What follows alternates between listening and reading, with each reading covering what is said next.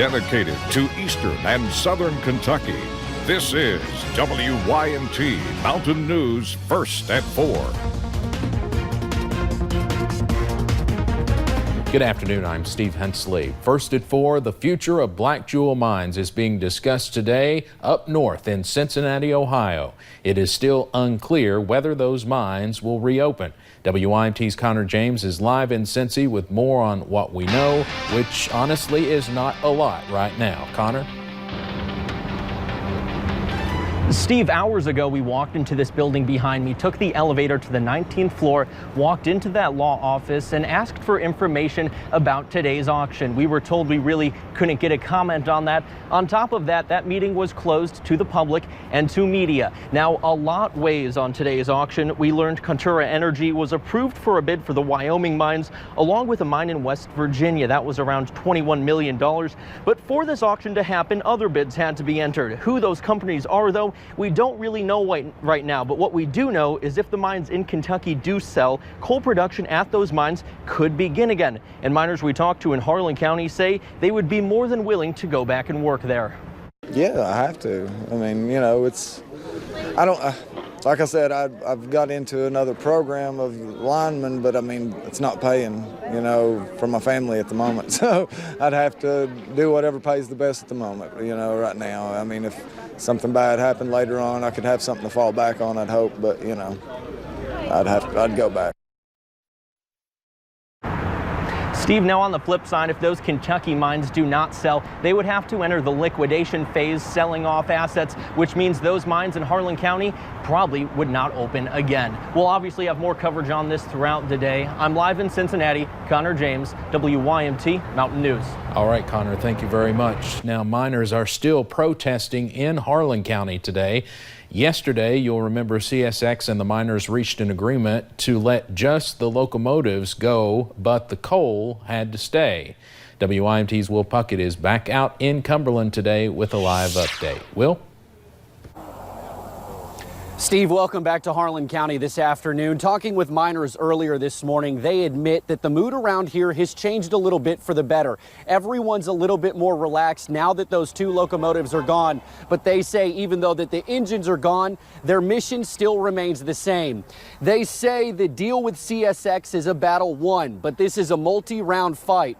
A fight to get their money back. And while some may say CSX took their trains and they're in the clear, they know that the moment when they let their guard down, someone can come and take the coal they broke their backs to mine. Right, because the coal is what we went into the mountains and laced up our boots for and came back outside with. That coal is what should be, what is ours, and that's what is going to make Hoops his money with. And if we just let it go, then we kind of defeated the whole purpose, you know. Steve, half of the attention here now shifts to Monday in West Virginia, where those bankruptcy court hearings will take place. That is where some of these miners will get ready to head on Monday morning, all to try and get their money back. For now, live in Harlan County, Will Puckett, WYMT Mountain News.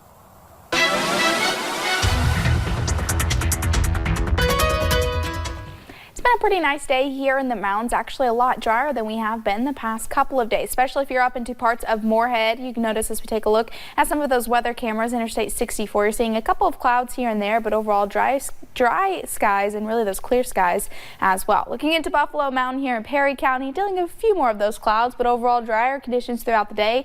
Still seeing plenty of sunshine over there. Satellite and radar, we have seen those isolated showers and storms throughout the day. It's kind of all around us too. You can see down to the south, a little bit to the north and to the east of us. And that's due to that stationary front. Actually, it was a cold front now stalling out to the east of us. So we'll hang on to a few of those scattered rain chances. You'll notice a few of those down into southern Bell County, moving into Claiborne County, Campbell County as well, dealing with a few of those pop-up showers and storms. The rest of us looking a little bit on the drier side. You'll notice temperatures on the warmer side as well. Those low to mid 80s across the area. A little bit cooler down into Middlesboro at 76 due to that shower in the area. Really, those dew points not that bad. Check check it out, a 59 dew point in Wye. So if you're over there, it's feeling pretty comfortable. Now, most of us mid to upper 60s. If you're in the mid 60s, not feeling too bad, but definitely a little bit muggy out there. Now, as we head into really the next couple of days, we're going to hang on to those isolated chances, sadly, because of that front stalling out. Still looking like a pretty nice weekend. We're going to increase rain chances just a little bit, and the first day of school's right around the corner. What does that forecast look like? I'll look at that full forecast coming up in just a few short minutes.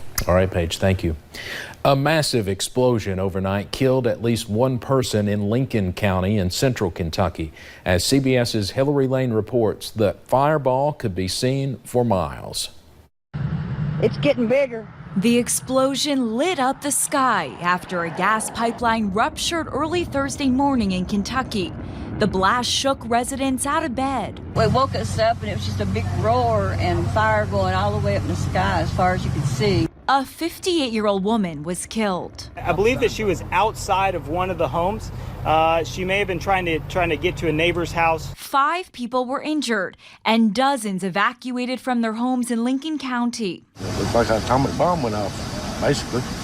Seen a big cloud of smoke go up, and I knew what it was. It was a gas line. Flames shot hundreds of feet into the air and could be seen throughout the county. Emergency management worried about additional threats to the area. My concern is there are 3 pipelines in that area. One of them ruptured. We've been assured that the other 2 are intact. At least 6 structures were damaged, some of them completely destroyed, as well as nearby railroad tracks. Trooper Robert Purdy says the area looks like Mars. It's just the red dirt is all that you can see, and gravel, rocks. That's all that's left in several areas. Engineers are inspecting the site, but say it could take several days to determine the cause of the rupture. Hillary Lane, CBS News, New York. Just unbelievable destruction there. The rupture was on the Texas Eastern Transmission Pipeline, which stretches more than 9,000 miles from the Mexican border in Texas all the way up to New York City. We'll have more on this massive explosion in central Kentucky tonight at 5:30 and 6. To some big sports news now. In May, the Southeastern Conference lifted its ban on the sale of alcoholic beverages in areas outside of premium seating, giving each individual school the choice of whether or not to allow the sale of alcohol at its sporting events. Well, UK just announced its decision. Sports Director Marcus Browning has that in our Big Blue coverage. Marcus? Steve, the sports season, of course, it's now August, and the sports season just right around the corner. And the University of Kentucky will not allow alcohol sales to the public this fall. It's been a big question mark ever since the SEC lifted its ban on alcohol sales in areas outside of premium seating back in May. UK Athletics Director Mitch Barnhart announcing the school's decision earlier this afternoon. He said that the decision was his to make, and he felt like Kentucky's college game day experience at all events are already the way that UK wants it and doesn't want to add public alcohol sales to the mix. It is our goal, as well as our responsibility, to create a safe, secure, positive, and engaging environment for fans of all ages and from all walks of life. We believe we have an outstanding college fan experience at our games. Though we recognize we can always find ways to do better, we're also careful about disrupting what we have currently in place. Mitch Barnhart also said that UK will pay attention to those schools who are allowing alcohol sales, but that this is not a topic that he wants to visit for the beginning of each sports season. Steve. All right, Marcus, thank you. Sources tell CBS News Osama bin Laden's son Hamza, who was in line to take over al-Qaeda, was killed in a military operation. But many of the facts surrounding his death remain unclear today. Officials say U.S. intelligence recently picked up conversations among members of al-Qaeda debating whether to keep Hamza bin Laden's death a secret or acknowledge it and celebrate him as a martyr. Based on that information, U.S. officials believe the younger bin Laden, who would have been around 30 years old, was killed in a military strike, although he was not the target, and it is unclear when or where the operation took place. Zawahiri didn't measure up to bin Laden, and they suffered from that. And the loss of Hamza, I think, is pretty substantial because there's not another Hamza behind him. Earlier this year, the U.S. offered a $1 million reward for information leading to Hamza bin Laden's capture or death, but it's unclear if he was even alive at that time. Former Vice President Joe Biden was the focus of attention during the second night of the Democratic debates. Biden was criticized for being too tough on crime while in the Senate. He also defended his stance on deportations during the Obama administration.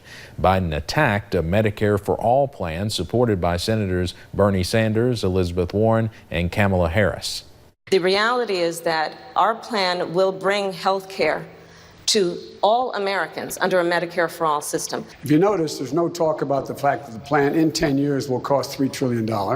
You will lose your employer-based insurance. Democrats will go from the big stage this week to the small stage next week with the start of the Iowa State Fair, a campaign tradition for anyone hoping to connect with Iowa voters who caucus on February 3rd. The Senate voted today to pass a two-year budget deal worth $1.37 trillion in year one. The package staves off the looming threat of default on U.S. debt and prevents military funding cuts by suspending the debt limit through July of 2021. President Trump pushed for the deal, saying it eliminates the threat of a financial disaster through the election. He also pointed out lawmakers can make spending cuts later. It now heads to the president's desk. Before heading to a campaign rally in Cincinnati, Ohio tonight, President Trump announced the U.S. will apply a new tariff of 10% on $300 billion worth of goods from China. The new tariffs will go into effect September 1st. The president blamed China for not following through on stopping the sale of fentanyl to the U.S. or purchasing farm goods in large quantities. The U.S. already has tariffs on 25% on $250 billion worth of products from China, and China retaliated with tariffs on $110 billion worth of American goods. Let's head over to Wall Street now on this Thursday afternoon. Another rough one. The Dow closes down today more than 280 points. Straight ahead on First at 4, one alleged bank robber in Ohio leaves behind a note with incriminating evidence that baffles both the bank staff and law enforcement. And isolated chances continue into your Friday, but what about the weekend? I'll have a look at that full forecast coming up.